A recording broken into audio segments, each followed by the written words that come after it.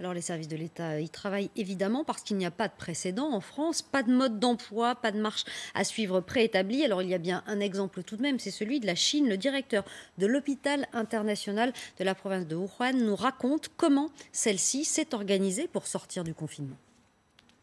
Le déconfinement ici à Wuhan, on peut distinguer deux déconfinements. Le premier déconfinement, c'est le déconfinement économique. On va vous donner un laissez-passer en fonction du fait que vous avez subi une période de quarantaine dans une zone avec peu ou pas de cas, ou alors que vous avez eu un test négatif. Et là, on va vous donner un premier laissez-passer qui vous permet de sortir de chez vous pour aller travailler avec votre nom, votre numéro de passeport ou de carte d'identité et votre plaque d'immatriculation. Ensuite, il y a un deuxième déconfinement qui se fait progressivement en fonction de la période de quarantaine que vous avez subie dans une zone sans nouveaux cas positifs, ou en fonction d'un test négatif, ou en fonction du fait que vous avez été malade et qu'on vous a fait une sérologie qui prouve que vous êtes guéri.